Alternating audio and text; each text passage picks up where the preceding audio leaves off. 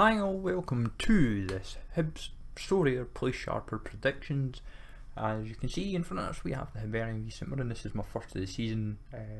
We had been asked by people in the Sorare Discord if we knew about the Hibs game for Thursday night. Obviously what I'm going to explain in front of us here as well, I'll roughly touch with the main team. What I was assuming would be my prediction. So I thought the starting 11 for the Hibs game for tonight would have been Marshall, Miller, Fish, Hanlon, Stevenson, pretty much near enough the starting 11 except for Venter can't play. I would have said Lafondra would start. So I'd probably near enough went this 10 of 11. Levitt is 50-50 though, so he might have been dropped for Campbell. But regardless, with the actual first game of the season, my feeling is that as long as nothing bad happens to any of the players tonight, this will be the starting 11 on Sunday. Venter getting his debut at Easter Road. Quite excited about him. I've only made him 70% because for what I've read in Dutch football, he's only played one pre-season game. Yes, it was against Lommel. Yes, he played very well with a couple of goals. My only concern is how match fit is he, and how much of a pre-season has he had, and how much training has he had. But I would still say that he definitely brings something to the table, especially when you're spending £700,000 and he's going to be your main striker over Lafondra. Lafondra, Doig, they will certainly get chances, but not always going to be starting. Although saying that, even though I've made it Milkerson 75%, I wouldn't be surprised that till Boyle is match fit, that suddenly to bring Venter and Boyle is having Venter suddenly as a winger, which would be kind of baffling when I wouldn't understand that. But just to touch on the rest of the players, Megwa is 10%.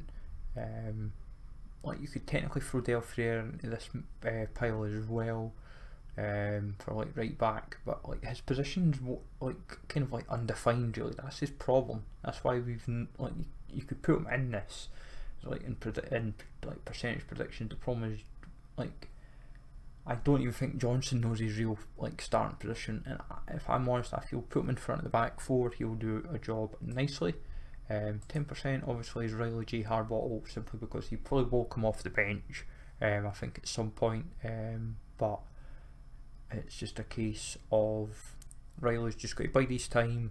For Hanlon, if I'm brutally honest, I personally feel Fish and Riley will make a great centre back pairing given time, and we'll see how it goes. I think, as I said, Riley will get plenty of game time throughout the season. It's just he's going to have to be patient with his time. Stevenson at the moment has no competition at left back, which is a bit annoying because he hasn't got the legs anymore, sadly. Not great for Sorare either. Obita's back in training. That was announced yesterday in Johnson's press notes and media notes with Hibs on socials. So that's positives to take there for that.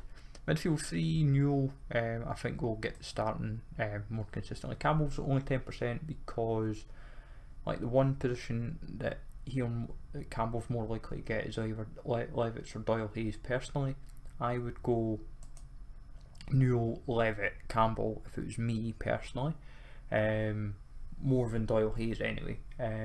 But I would even go to the point where I would say Del Frere, Newell, Levitt even, but it's try to find that happy balance is what it is. Levitt, if he's playing tonight and starts, then that's he there was talk that he's 50-50, and even when I was going through notes and stuff, it was you say, is he really 50-50? But even then, I thought, well, I'll go 75 on that basis for Sunday's game. They might see how it goes from there, and that's how obviously Campbell ended up with 25% on that basis. And I don't rate Doyle Hayes at all, sadly. You just want when the Escaldes game especially just kind of last week showed why I don't rate him. All he wanted to do was just take the jersey off of Escaldes players. I'm you shouldn't be having that. There's no need. Like, if I was brutally honest, I could have went 50-50 here. Like, but I put Diego in just so that, because Diego's probably always come off the bench when it comes to Hibs. If I'm honest, front three, Melkerson, he'll probably get the nod for now until Boyle is fit. But the challenge as well is that Johnson's not, I think, overly convinced in Dan Mackay. Rudy Molotnikov will get chances probably off the bench as well, but he's not going to be a starter, I'm afraid. So that kind of side is definitely up for debate just now. But Boyle, as I said, 15%. The reason why is simply because he got the 45 minutes against Blackpool, played really well. There was a lot of good things out of Boyle, and I genuinely think, like, play sensible, let's not risk any injury, and hopefully he can get minutes, even if it's like 15-20 minutes, just like, especially being a home game, like, it'll just, he's the kind of player, if he's coming off the bench even for 15-20 minutes, it just gives the team a lift, gives the fans a lift, because they know Boyle has that effect, because we've always liked Boyle. He's been he's a fan favourite, and it makes all the difference.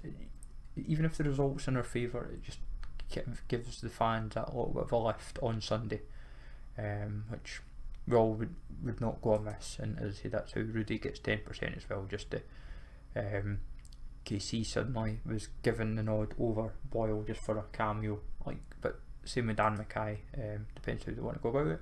Front three, Venta, Lafondra, Doig.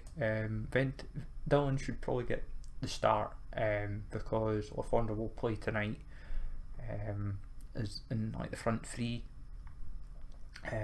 From there, like, he'll more than happily accept, oh, I'll need to sit on the bench, blah blah blah, and that's how obviously Venta will come in and hopefully start, maybe do the business on Sunday, you never know. And obviously Lafondra, as I say, should come off the bench, maybe say 60 minutes in, and bring a different option to the team, with Doig potentially even himself, say 70-75 minutes coming off the bench. But also it all depends on what the score is, how we're playing, and all that kind of stuff. So definitely stuff to factor. And Doig's been actually very encouraging in pre-season.